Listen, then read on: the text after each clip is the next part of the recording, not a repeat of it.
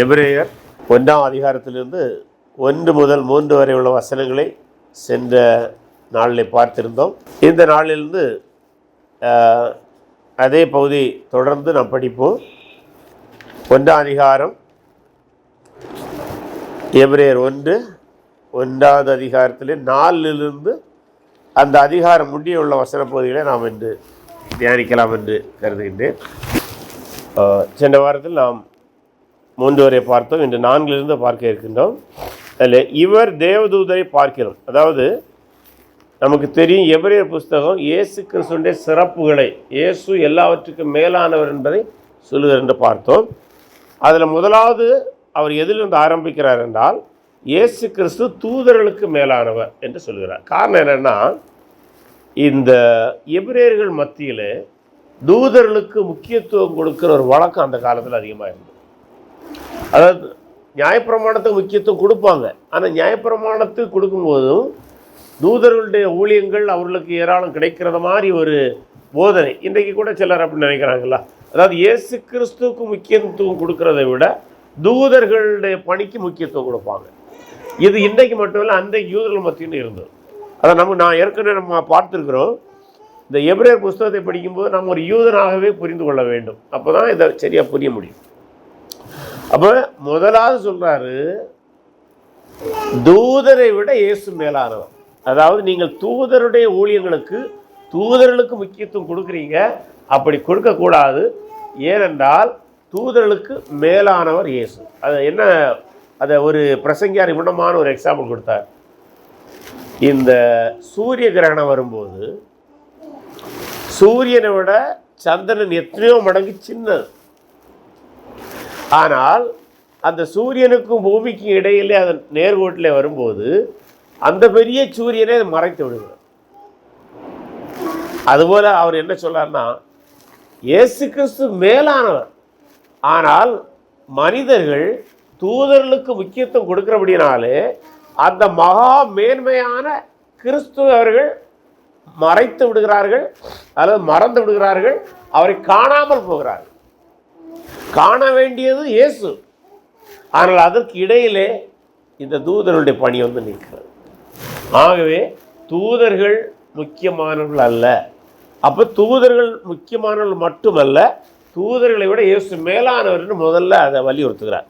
அதான் பாருங்க, இவர் தேவ தூதரை பார்க்கலும் எவ்வளவு விசேஷித்த நாமத்தை சுதந்திரித்து கொண்டாரோ அவ்வளவு அதிகமாய் அவர்களில் மேன்மையுள்ளவரானார். இதில் இந்த நாமம் என்கிற வார்த்தையை புரிந்து கொள்ள வேண்டும். பொதுவாக முதல் நூற்றாண்டிலே கிரேக்க கலாச்சாரம், யூத கலாச்சாரம், அல்லது அந்த முதல் நூற்றாண்டு கலாச்சாரம் என்றே சொல்ல முடியும். நாமம் என்பது ஒரு மனிதனுடைய முழு ஆளுமையையும் அதிகாரத்தையும் குறிக்கும். இயேசுவின் நாமத்தையும் நம்ம சொல்றோம்னா, இயேசு யார்? அவர் தேவன், அவர் மேசியா, அவர் உயர்ந்தவர், அவருடைய ஆளுகைக்கு நம்ம உட்பட்டவர் என்பதுதான் அந்த வார்த்தைக்கு அர்த்தமே. ஆகவே எவ்வளவு விசேஷித்த நாமத்தை சுதந்திரித்து கொண்டாரோ அல்லது தன்னிலே கொண்டிருந்தாரோ அவ்வளவு அதிகமாய் அவர்களிலும் மேன்மை உள்ளவர். யாரை விட மேன்மை உள்ளவர்? தூதர்களை விட மேன்மை உள்ளவர் என்று சொல்றார். அடுத்தது மேலும் அதை விளக்கும்போது சில கேள்விகளை கேட்டு பதில் சொல்றார். அதனால இன்னொரு ஆச்சரியமான காரியம், இந்த எபிரேயர் புஸ்தகத்தை எழுதும்போது மேலோட்டம் எழுதாம எல்லா ஆர்கியூமெண்ட்டையும் பழையற்பாடுலேருந்தே கொண்டு வந்துட்டு இருப்பாங்க. நல்லா புரிஞ்சுருங்க, யூதர்களுக்கு பழையற்பாடு தான் முக்கியம், அன்றைக்கு புதிய ஏற்பாடு கிடையாது. அப்போ நீங்கள் எந்த ஒரு போதனையை சொன்னாலும் அவங்களுக்கு பழையற்பாடுலேருந்து ப்ரூவ் பண்ணணும். பழையற்பாடுலேருந்து ப்ரூவ் பண்ணாமல் ஒரு யூதன் எந்த போதனை நீங்கள் கொடுத்தாலும் ஏற்றுக்கொள்ள மாட்டேன். ஆகவே நீங்கள் இயேசு தூதருக்கு மேலானவர் சொல்லிட்டு போக முடியாது. அவன் உடனே கேட்பான், பழையற்பாடுலேருந்து ப்ரூவ் பண்ணும். அதனால் ப்ரூஃபை கொடுக்குறார். பாருங்கள், எப்படி எனில் ப்ரூஃப் ஆரம்பிக்கும் போது, நீர் என்னுடைய குமாரன், இன்று நான் உம்மை ஜனிப்பித்தேன் என்றும் நான் அவருக்கு பிதாவாக இருப்பேன், அவர் எனக்கு குமாரனாக இருப்பார் என்றும் அவர் தூதர்களில் யாருக்காவது எப்போதாகிலும் சொன்னதுண்டா? ஒரு அருமையான கேள்வி. நீங்கள் தூதர்களுக்கு முக்கியத்துவம் கொடுக்குறீங்களே, குமாரனுக்கு அல்லது குமாரனை தூதர்களை பார்த்து நீ என்னுடைய குமாரன் தேவன் என்னைக்கா சொன்னாரா? எந்த தூதன்ட்டையும் சொல்லலை. இன்னைக்கு சில துர்போதனை சபையார் என்ன சொல்லுவாங்க தெரியுமா? இயேசு கிறிஸ்து தான் மீகாவேல் என்கிற தூதன். அப்படி ஒரு துர்போதனை இருக்கிறது. மீகாவேல் தூதன் தான் இயேசுவாக வந்தார் இன்னும் ஒரு போதனை இருக்கிறது. இதை படிச்சிருந்தாங்கன்னு அந்த கேள்வி கேட்க மாட்டாங்க. ஒருவேளை அந்த துர்போதனை அன்றைக்கு இருந்திருக்கலாம். அதனால தான் அவர் என்ன கேட்குறாரு, நீர் என்னுடைய குமாரன், இன்று நான் உம்மை ஜெனிப்பித்தேன் என்றும் நான் அவருக்கு பிதாவாக இருப்பேன். I shall be his father and நான் அவருக்கு பிதாவாக இருப்பேன், அவர் எனக்கு குமாரனா இருப்பார். He shall be my son அப்படின்னு எந்த தூதர்கிட்ட சொன்னார்? அவர் மிகாவேல்ட்டையும் சொல்லலை, கபிரியல்ட்டையும் சொல்லலை, எந்த தூதர்கிட்டையும் அப்படி சொன்னது கிடையாது. அது மட்டுமல்ல, கிரீக்கில் 2 வார்த்தை உண்டு சன்னுங்கிறத மொழிபெயர்க்கிறது. ஒன்று டெக்கனோன்னு சொல்லுவாங்க. இந்த டெக்கனோன்னா நமக்கு பிறக்க பிள்ளைகளை எல்லாம் நம்ம டெக்கனோன்னு சொல்லுவோம். கிரீக்கில் ஹுயோஸ் என்கிற வார்த்தையும் சன்னுன்னு சொல்லுவோம். அந்த வார்த்தை பெரும்பான்மையாக புதிய ஏற்பாடில் தேவனுக்கு குமாரனாகி இயேசுவை குறிக்கும் போது மட்டும்தான் பயன்படுத்தப்பட்டுள்ளது, அல்லது ஏதாவது ஒன்றுடைய தன்மையை குறிக்கும் போது அதை பயன்படுத்தும். ஆகவே இந்த இடத்துல அவர் என்ன சொல்ல தெரியுமா, நீர் என்னுடைய குமாரன். சங்கீதம் 2:7 படிங்க. தீர்மானத்தின் விவரம் சொல்லுவேன், கர்த்தர் என்னை நோக்கி நீர் என்னுடைய குமாரன். பாருங்க, இந்த சங்கீதம் 2 கர்த்தர் என்னை நோக்கி நீர் என்னுடைய குமாரன், இயேசு பேசுகிறத மாதிரி இருக்குது. புரியுதுல்ல? நீர் என்னுடைய குமாரன், இன்று நான் உம்மை ஜெனிப்பித்தேன். இப்போ அடுத்த ஒரு கேள்வி உடனே வரலாம், அப்போ ஜெனிப்பிக்கப்பட்டது என்றால் அது தேவனாக இருக்க முடியாது. அது ஒரு முக்கியமான வார்த்தை. ஏன்னா காட் இஸ் எ கிரியேட்டர். புரியல உங்களுக்கு? அப்போ அவர் எப்படி ஜெனிப்பிக்கப்பட்டவராக இருக்க முடியும்? அதுதான் இறையியலாளர் என்ன சொல்லுவாங்கன்னா, ஜெனிப்பிக்கப்பட்டது என்றால் இங்கே பை பர்த் என்கிற மீனிங் அது கொடுப்புற கிடையாது. தேவனுடைய டிவைன் குவாலிட்டியை குறிக்கிறது. என்னது? அதை ஹுயோஸ்ன்னு சொன்னேன்ல, தேவனுடைய தன்மை உள்ளவர். தேவனுடைய தன்மை உள்ளவர் என்பதை சொல்வதற்கு தான் இந்த வார்த்தை வருகிறது. அது கிரீக்கில் ஒரு வார்த்தை இருக்கிறது. அது என்னன்னா எகனேகா அப்படின்னா, அதை ஆங்கிலத்தில் சில அதில் இந்த வார்த்தையில் தான் ஜெனிசிஸ்ன்னு ஜெனட்டிக்னு எல்லாம் வார்த்தை சொல்லலாம். இதுக்கு ரூட்டாக, அதாவது பை பர்த் என்கிற மீனிங்கில் அந்த மரபு வழி. ஆக்சுவலாக அந்த இடத்துல அந்த வெரி குட், நீங்கள் சொன்னீங்க அந்த வார்த்தை நல்லது. அந்த மரபை கொண்டவர். எந்த மரபை கொண்டவர்? தேவனுடைய மரபை கொண்டவர். தேவனிடம் பிறந்தவர் அல்ல. ஹுயோஸ் தியோஸ், தேவனுடைய குமாரன். தேவனுடைய குமாரனுடைய மரபை கொண்டவர்னா வாட் இஸ் த மீனிங்? அதே தன்மையுடையவர். If God the Father is God, son is also God. அதான் அதுக்கப்புறம் பிதா தேவன் என்றால் அதே மரபை கொண்டவர், அதே தன்மை கொண்டவர். ஆகவே இஸ் காட். அந்த மரபு என்கிற வார்த்தை சொன்னது நல்லது. ஏன்னா அந்த வார்த்தை தான் நான் தேடி இருந்தேன். நல்லது, ஓகே, வெரி குட். சரி, ஆகவே நீருடைய குமாரன், இன்று நான் உண்மை ஜனிப்பித்தேன். அதாவது என்னுடைய தன்மையுடையவராக நீர் பூமியில வந்தீர். ஜனிப்பித்தேன், நான் அவருக்கு பிதாவாயிருப்பேன். இதில் ஒரு கொஸ்டின் பாருங்க. அதான் நான் சொன்னேன், ஹூயோஸ், நான் அவருக்கு பிதாயிருப்பேன், நான் அவருக்கு தந்தையாக இருப்பேன். ஹீ ஷால் பி மை ஹூயோஸ் அப்படின்னா என்னுடைய தன்மையுடையவராக அவர் இருப்பார். என்னுடைய தன்மை என்ன? தேவன். அப்போ பிதாவுடைய தன்மையுடையவராக குமாரன் யாரு? தேவன். அதை தான் அவர் சொல்றார். ஸோ அவர் எனக்கு குமாரனா இருப்பார் என்றும் அவர் தூதரில் யாருக்காவது எப்போதாயிலும் சொன்னதுண்டா? இப்போ பாருங்க, நமக்கு கூட ஒருவேளை தெரியாது, ஆனால் எல்லா எவரையனுக்கும் தெரியும். எந்த தூதர்கிட்டையும் அவர் அப்படி சொன்னார். அது மட்டும் இல்லை, யூத ரபிமாருடைய விளக்கம் சங்கீதம் 2க்கு என்ன கொடுப்பாங்கன்னா, அது மேசியாவுக்கு மட்டுமே உரியது. அப்போ இங்கே 2 காரியத்தை சொல்றாரு. அவர் 3 காரியத்தை சொல்றார். அவர் தூதருக்கு மேலானவர், நீங்கள் எதிர்பார்த்திருந்த மேசியா, அந்த மேசியா தெய்வத்தன்மை உள்ளவர். இந்த 3 காரியத்தை அந்த வசனத்தில் சொன்னார். அடுத்து தொடர்ந்து மேலே சொல்றாரு, மேலும் தமது முதற்பேரானவரை உலகத்தில் பிரவேசிக்க செய்த போது, அப்படின்னா பிறக்க செய்த போது, தேவதூதர்கள் யாவரும் அவரை தொழுது கொள்ள கடவர்கள் என்றார். பழைய ஏற்பாட்டில் நம்ம படிப்போம்னா, worship belong to God and God alone. ஆராதனை தேவனுக்கு மட்டும்தான் செய்யணும், தேவதூர்களுக்கு செய்யக்கூடாது. நீங்கள் நம்ம முதல் நூற்றாண்டில் போனோம்னா all the pagan religion worshipped angels and demons and idols.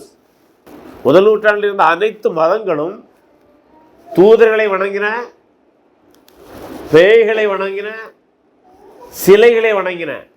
ஆனால் யூத மதம் மட்டும்தான் சொல்லிச்சு தேவனுக்கு மட்டும்தான்.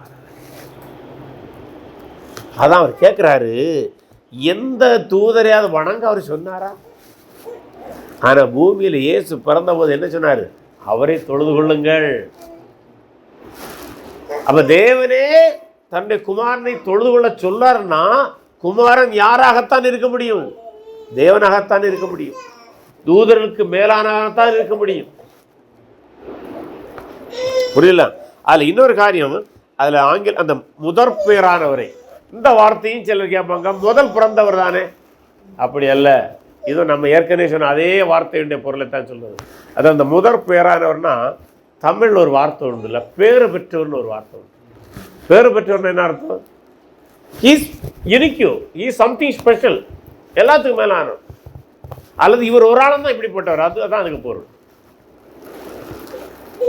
நோபல் பரிசும் பெறுகிற பேறு பெற்றார் அப்படின்னு என்ன அர்த்தம்? அவர் ஈஸ் யூனிக், அவரை போல இன்னொரு ஆள் இல்லை, அந்த வார்த்தை ஆகுது. ஆனால் அதை ஆங்கிலத்தில் ஃபர்ஸ்ட் பார்ன் வரும். அதை தியாலஜியன்ஸ் வந்து 4 வார்த்தைகள் அல்லது 4 பொருளிலே அதை பயன்படுத்தப்படலான்னு சொல்கிறாங்க. ஒன்று ஃபர்ஸ்ட் பார்ன் அல்லது முதற் பேரானவர் என்பது அவர் படைக்கப்படாதவர், அதாவது இருக்கிறவராக இருக்கிறார் அப்படின்னா தேவன் என்பதை குறிக்கிறது. ரெண்டாவதாக அவர் மனித அவதாரம் எடுத்து வந்தார் அல்லவா, அல்லது அதை குறிக்கலாம் அந்த வார்த்தை. முதற் பேரானவர் அதையும் குறிக்கலாம். வேறு சில அறிஞர்கள் என்ன சொல்றாங்கன்னா, இயேசு கிறிஸ்து ஒருவர் தான் மரித்து உயிர்த்தெழுந்த பின்பு மீண்டும் மரணத்தை அடையாத நிலை முதலாவது அடைந்தவர். ஆகவே அது அந்த மரித்து உயிர்த்தெழுந்த அந்த நிலையை அது குறிக்கலாம். நான்காவதாக சில அறிஞர்கள் அது செகண்ட் கம்மிங்கையும் குறிக்கும். எதனாலன்னா, பரலோகத்துக்கு போயிட்டு பூமிக்கு வந்தார் அவர் ஒரு ஆளாம். பரலோகத்துக்கு போயிட்டு யாரும் வர முடியாது, அவர் ஒரு ஆளாம் தான் போயிட்டு பூமிக்கே வாங்க. ஸோ அதையும் குறிக்கலாம் என்கிற விளக்கம், 4 விளக்கம் அந்த முதற் பேரானவரை குறித்து சொல்கிறது. அதை பாருங்கள். மேலும் முதற் பேரானவரை உலகத்தில் பிரவேசிக்க செய்தபோது தேவதூதர்கள் யாவரும் அவரை தொழுது கொள்ள கடவுர்கள் தான். சங்கீதம் 97. சொரூபங்களை வணங்கி விக்கிரகங்களை பற்றி பெருமை பாராட்டுகிற யாவரும் வெட்கப்பட்டு போவார்களாக, தேவர்களே நீங்கள் எல்லாரும் அவரை தொழுது அவரே சொல்லுவார் இல்லை. ஸோ இந்த வசனம் அங்கே நிறைவேறுகிறதாக காட்டுகிறார். சங்கீதம் 97:7 இங்கே நிறைவேறுகிறதாக காட்டுகிறார். அடுத்து சொல்லாரு, அப்போ தேவதூதர்களுக்கு என்ன பொறுப்பு? வேலை. இயேசு தேவதூதர்களை விட மேலானவர். தூதர்களை அவர் குமாரன்னு சொன்னது கிடையாது. தூதர்களை வணங்கக்கூடாது, ஆனால் குமாரனை வணங்க சொல்லாது. சரி, அப்போ அடுத்த ஒரு கேள்வி யூதனுக்கு கேட்கலாம், ஆட்டோமேட்டிக்காக அவன் மைண்டில் ஏலாம். அப்போ தூதர்களுக்கு பொசிஷன் என்ன? அது என்ன பொசிஷன் சொல்லலாம் பாருங்கள். தேவதூதரை குறித்தோ 7ஆம் வசனம், தம்முடைய தூதர்களை காற்றுகளாகவும் தம்முடைய ஊழியக்காரை அக்கினி ஜுவாலைகளாகவும் செய்கிறார் என்று சொல்லி. அப்போ காற்றும் அக்கினியும் அது உருவகங்கள். காற்று வேலை என்ன, அக்கினி வேலை என்னது? காற்று வேகமாக செயல்படும். அப்போ மனிதனுக்கு சிக்கலானவர் வரும்போது தூதனை கொண்டவர் வேகமாக செயல்படுத்த முடியும். அக்கினி தேவன் சில வேளை மனிதனை தண்டிப்பதற்கு தூதர்களை பயன்படுத்தினார். ஏன்னா அக்கினி பல வேளைகளில் நியாய தீர்ப்புக்கு அடையாளம். ஸோ பணிவிடை செய்யவும் மனிதனை நியாயம் தீர்க்கவும் ஆண்டவர் தூதரை பயன்படுத்துகிறாரே தவிர அவைகளுக்கு அவர் குமாரன் என்று சொன்னது கிடையாது, அவைகளை பணிந்து கொள்ள வேண்டும் என்று ஆண்டவர் சொல்லவில்லை. அடுத்தது குமாரனை நோக்கி, அப்போ தூதர்களை நோக்கி என்ன சொன்னார்? நீங்கள் யாரும் அவரை தொழுது கொள்ள வேண்டும்னு சொன்னார். ஆனால் குமாரனை நோக்கி என்ன சொல்றாரு? அது முக்கியம். இப்போ தூதனை நோக்கி சொன்னது மட்டும் இல்லை முக்கியம், குமாரனை நோக்கி சொன்னதும் முக்கியம். குமாரனை நோக்கி என்ன சொல்லாரு? தேவனே. இது ரொம்ப முக்கியமானது. அநேகர் நம்மகிட்ட ஒரு கேள்வி கேட்பாங்க, குறிப்பாக இந்த குட் ஃப்ரைடே காலங்களில். அதில் யெகோவா சாட்சிக்காரங்க இந்த கேள்வி கேட்பாங்க, முஸ்லீம்களும் இந்த கேள்வி கேட்பாங்க, இந்து இல்லை உள்ளவங்களும் கேட்பாங்க. என்ன தெரியுமா? இயேசு சிலுவையில் இருக்கும்போது பிதாவை நோக்கி தேவனேன்னு சொன்னாரு, அப்ப இயேசு தேவன் இல்லை அப்படி கேட்பாங்களா? இங்க பாருங்க, பிதா இயேசு தேவன் சொல்றாரு. ரொம்ப முக்கியம், நிறைய பேருக்கு தெரியாது. பிதா இயேசு தேவன் சொல்றாரு. என்ன பாருங்க, குமாரனை நோக்கி God the Father speaks. என்ன சொல்லாரு? தேவனே, God. இங்கிலீஷ்ல படிச்சீங்கன்னா God. Jesus is God. God the Father calls Jesus God. நீங்க யாரா அதான் கேட்ட, இதை எடுத்து காட்டுறோம். சொல்லாரு, குமாரன் நோக்கிய தேவனே, உம்முடைய சிங்காசனம் என்றென்றைக்கும் உள்ளது, உம்முடைய ராஜ்யத்தின் செங்கோல் நீதியுள்ள செங்கோலா இருக்கிறது. அதுக்கு அர்த்தம் என்னது? நீர் இந்த பூமியில் வரும்போது ஆட்சி செய்வீர், இந்த உலகத்தை ஆளுவீர், மேசியாவாக இருந்து எருசலேமை ஆளுகை செய்வீர். உம்முடைய ஆட்சி எப்படி இருக்குமா? என்றைக்கும் உள்ளது. தானியேல் புஸ்தகத்தில் நம்ம படிக்கும்போது ஒரு பெரிய சிலை அவன் காணுமா தரிசனத்தில். திடீர்னு ஒரு சின்ன கல் வந்து அதையெல்லாம் மண் தூளாக்கி அது நிலைத்தது. அது இயேசு கிறிஸ்து ராஜ்யத்தை குறிக்கிறது. இங்கே யாரும் சொல்லாரு, இப்படி ராஜ்யம் என்ன, உங்களுடைய ராஜ்யம் ஸ்தாபிக்கப்படும் போது அது நிலைத்திருக்கும். அடுத்தது, உங்களுடைய ராஜ்யத்தில் செங்கோல் நீதியுள்ள செங்கோலாக இருக்கிறது. அப்படின்னா என்னது? குற்றவாளி தண்டிக்கப்படுவான். இன்றைக்கு உலக நாடுகள் எல்லாம் பெரிய பிரச்சனைன்னு தெரியுமா? நீதி கிடையாது. ஆட்சியாளர்களுக்கு சாதகமானவர்கள் விடுதலை செய்யப்படுவார்கள், எந்த குற்றவாளியாக இருந்தாலும் சரி. ஆனால் தேவன் மட்டுமே தண்டிக்கிற தவறு தண்டிக்கப்படும் அவருடைய ஆட்சியின் போது. நீர் நீதியை விரும்பி, யாரு? குமாரனுடைய ஆட்சி எப்படி இருக்கும்? நீதியை விரும்பி அக்கிரமத்தை வெறுத்தீர், ஆதலால் மீண்டும் தேவனே. யாரை சொல்றாரு? இயேசுவை பார்த்து, தேவனே உம்முடைய தேவன்.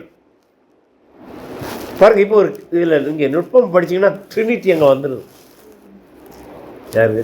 God the Father speaks. யாரை பார்த்து பேசுகிறாரு? குமாரனை பார்த்து தேவனேன்னு சொல்லிட்டு உம்முடைய தேவன். அப்போ இன்னொரு ஆள் வேற இருக்கிறார். அது யாருன்னு பாருங்களா? உம்முடைய தேவன் உமது தோழரை பார்க்கிலும் உம்மை ஆனந்த தைலத்தினால் அபிஷேகம் பண்ணினார். The work of the Holy Spirit. அபிஷேகித்தது, அபிஷேகிக்கிறவர் பரிசுத்தர். அந்த வசனத்தில் யாரெல்லாம் வரா? God the Father speaks. யாரை பார்த்து பேசுகிறார்? குமாரனை பார்த்து பேசுகிறார். குமாரனை ஒரு தேவன் அபிஷேகம் பண்ணுவார். அதை குறித்து குமாரனை ராஜாவாக ஆவியானவர் அபிஷேகம் பண்ணுவார். பழையற்பாடில் 2 பேரை அபிஷேகம் பண்ணுவாங்க. யாரெல்லாம்?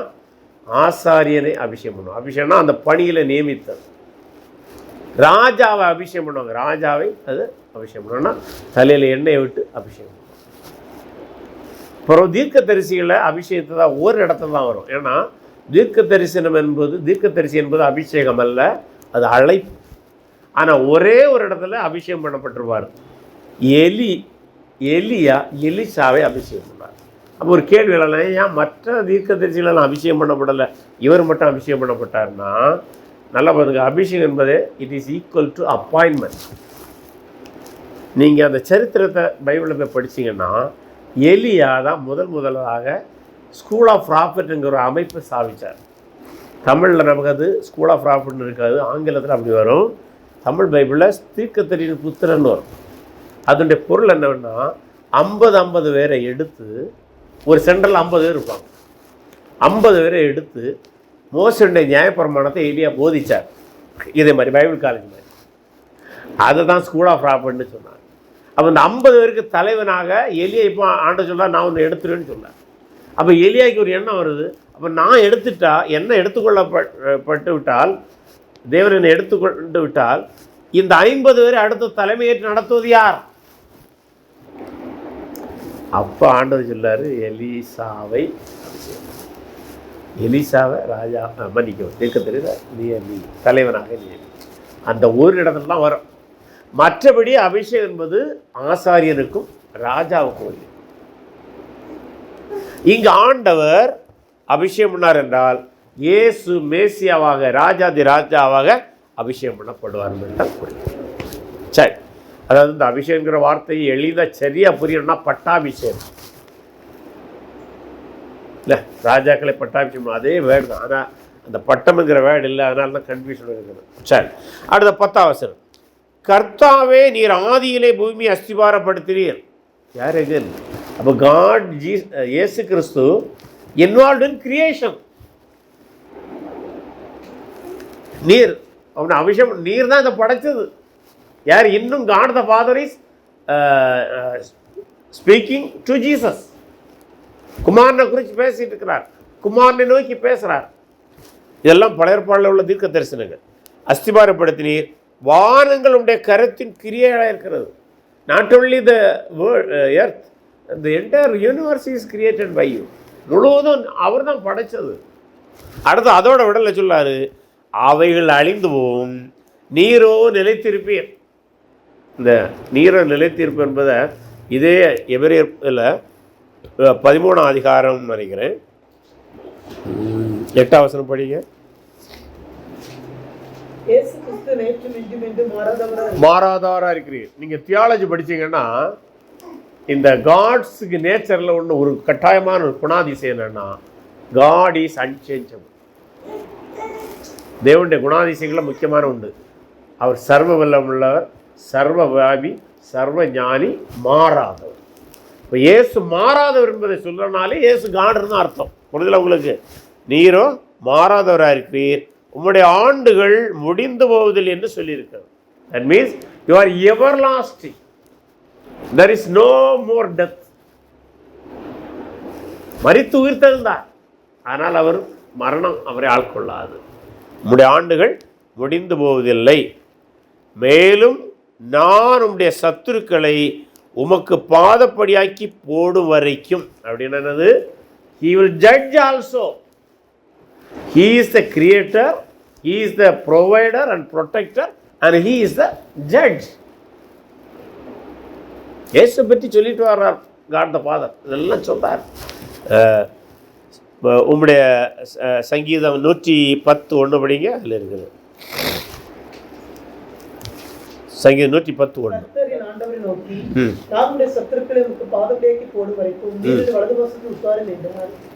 நீர் இந்த வலது பாரிசத்தில். நல்லா புரியுங்க. இதில் 2 வார்த்தை இந்த வசனத்தில் முக்கியம். ஒன்று, சத்துருக்களுக்கு பாதப்படுகின்றால் நம்ம ஏற்கனவே பார்த்தோம், ஹீ இஸ் த ஜட்ஜு. அடுத்து 2வது பாதப்படினா என்னன்னா, பாதப்படினா என்ன புரிஞ்சுருக்கிறீங்க? இங்கிலீஷில் ஃபுட் ஸ்டூல்னு தெளிவாக இருக்குது. What is the meaning? பழைய காலத்தில் ராஜாக்கள் அதாங்க இந்த வசனங்களை கரெக்டாக போயிடும். சிங்காசனத்தில் உட்கார்ந்து இருந்துட்டு சில காலை வைக்க ஒரு சின்ன புறங்கட்டி மாதிரி நம்ம ஊரில் சொல்லுவாங்கல்ல, அதில் அதான் பாதப்படி. ஆனால் அது சத்துருக்களை உமது பாதப்படியாக்கினா அது எப்படின்னா, இந்த யுத்தம் வருது என்று வைத்துக்கொள்வோம். யுத்தம் முடிஞ்ச முன்பு யாராவது ஒரு ஆள் தான் ஜெயிப்பாங்க, ஒரு ராஜா தோற்று போவார். அப்போ இந்த ஜெயித்த ராஜா என்ன செய்வாங்கன்னா, சிங்காசனத்தில் இருப்பார். தோத்த ராஜா கொண்டு கீழே படுக்க வைப்பாங்க. ரெட்டில் படுக்கணும். காலை தூக்கி ஒன்றில் தலையில் வைப்பான், அல்லது கழுத்தில் வைப்பான், அல்லது குறுக்கில் வச்சுட்டு நான் ஒன்று ஜெயித்துட்டேன்னு காட்டுவான் உலகத்துக்கு. அதான் டிக்ளரேஷன்.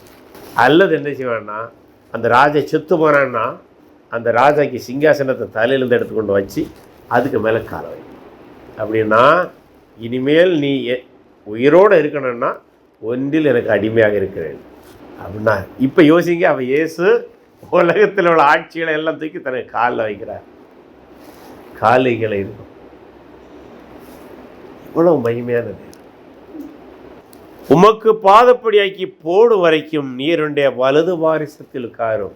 வலது பாரிசம்னா நீங்களும் நானும் புரிந்திருக்கிறபடி, அல்ல சிலர் புரிந்திருக்கிறபடி, வலது பாரிசம் என்றால் வலது பக்கம் அல்ல. It is an idiom to show the authority. அப்படின்னா நீர் என்னுடைய அதிகாரத்தில் இருந்தா, இப்போ யார் பேசிட்டு இருக்கார்? God the Father is speaking. சொல்ல, என்னுடைய அதிகாரத்தில் உட்காரும். Sit as a king and God, because you are God. ராஜாதி ராஜாவாக, தேவாதி தேவனாக, அதான் நம்ம king of kings and lord of lords. What is the meaning? இதுதான் அது சொல்லு. உட்காரும் என்று தூதர்களில் யாருக்காவது சொன்னதுண்டா? 3 கேள்வி. தூதர்களை பார்த்து குமாரனின்னு சொன்னாரா? இல்லை. தூதர்களை பார்த்து வணங்கத்தானே சொன்னார். தூதர்கள் மேசியா வணங்க சொன்னார், தூதர்களை வணங்க சொல்லலை. மூன்றாவதாக தூதர்கள்ட்டையா என்ன சொல்லலை? எனக்கு வலது பக்கத்தில் எனக்கு அதிகாரத்தில் உட்காரன்னு சொல்லுது. இது இயேசுக்கு மட்டும்தான். குமாரன் என்பது இயேசுவை குறிக்கும். குமாரனை தூதர்கள் வணங்க வேண்டும். தூதர்களுக்கு பிதாவுடைய அதிகாரத்தில் இருக்கிற அதிகாரம் கொடுக்கப்படவே. அடுத்து 14 வசனம், ரட்சிப்பை சுதந்திரிக்க பொருள் நிமித்தமாக ஊழியம் செய்யும்படிக்கு அவர்கள் எல்லாரும் அனுப்பப்படும் பணிவிடை ஆவிகளாக இருக்கிறார்கள். அப்போ அவங்க வேலை என்னது? ரட்சிக்கப்பட்டவனுக்கு பணி செய்வது தான் அவனுக்கு வேலை. உங்களுக்கு எனக்கும் பணி செய்வதற்கு தான் தூதர்கள். ஆனால் நம்ம தூதனுக்கு முக்கியத்துவம் கொடுக்குறோம், அந்த தேவனுக்குள்ள முக்கியத்துவம். எப்படி அந்த சூரியனை இந்த சின்ன சந்திரன் மறைக்கிறதோ, அதுபோல நாம் தேவனை விட்டு விலகி விட்டோம் என்றால்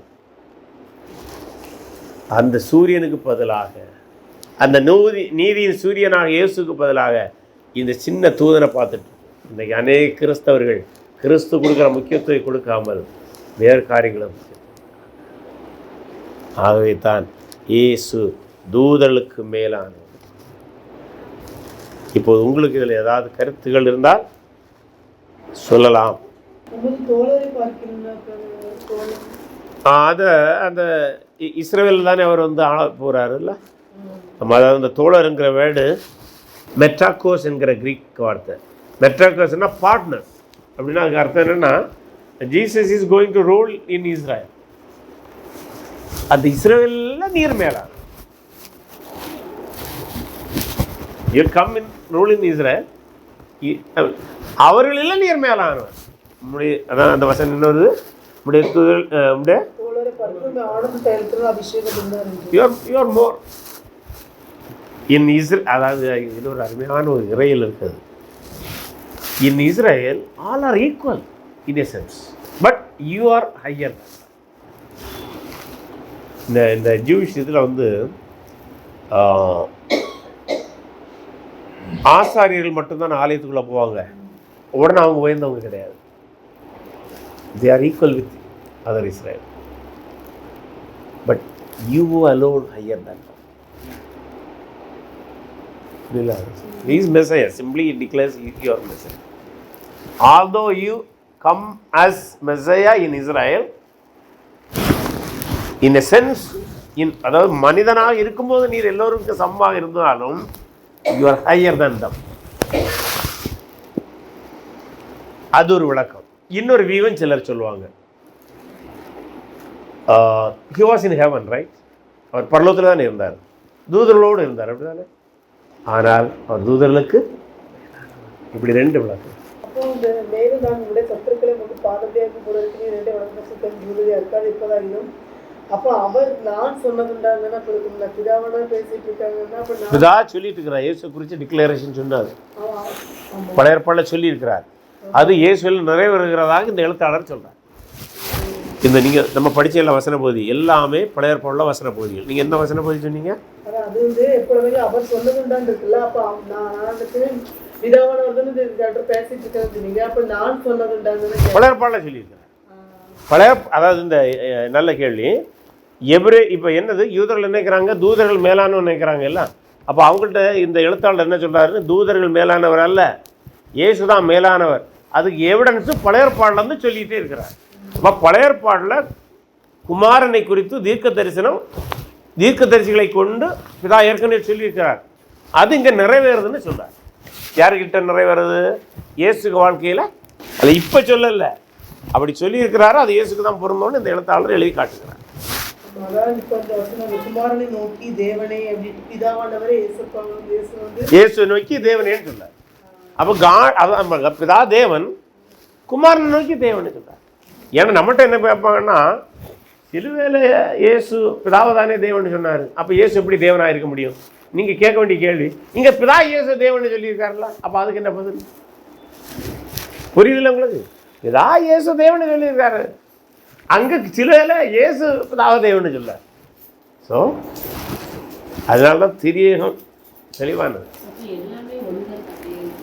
ஒன்றும் இல்லை, ஒரு தேவன், 3 நபர்கள்.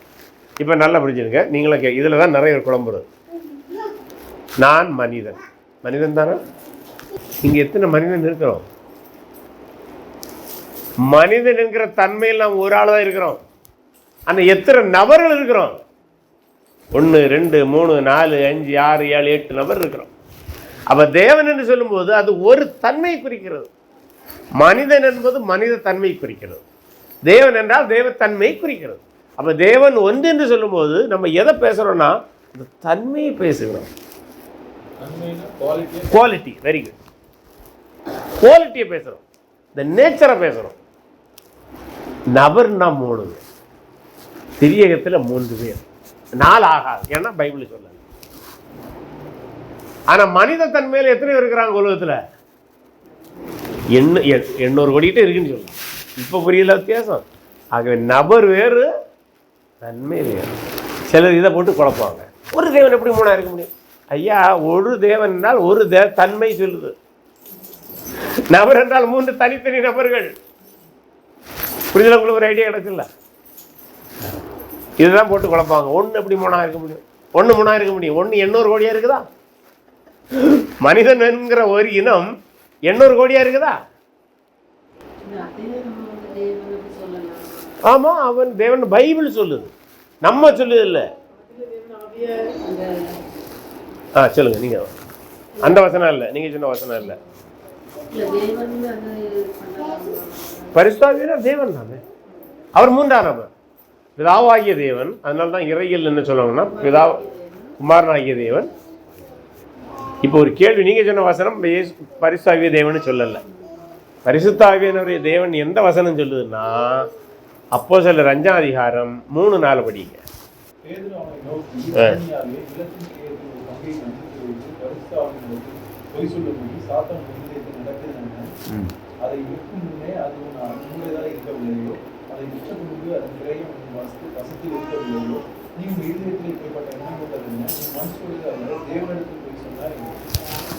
லாஜிக் புரியுதா? 3ஆம் வசனத்தில் பரிசுத்த இடத்துல போய் சொன்னாரு, 4ஆம் வசனத்தில் அதே மேட்டரை சொல்லும் போது நீ தேவனிடத்துல போய் சொன்ன. அப்போ பரிசுத்தாவியர் யாரு? தேவனாயர்னா அதுக்கு வெரி நேச்சரை மட்டும் சொல்லும். அந்த இதுலையும் ஆவியானவராக தான் இருக்கிறாரு. பட் அதை வச்சு ஆவியானவர் தேவனை ப்ரூவ் பண்ண முடியாது. ஏன்னா நீங்கள் அதை எடுத்தீங்கன்னா இன்னொருத்தன் சொல்லலாம் அது தேவன் தான் சொல்லுது. பரிசுத்த ஆவியானவர் தேவன் சொல்றதுக்கு இதுதான் வசனம், புரியுதுல்ல?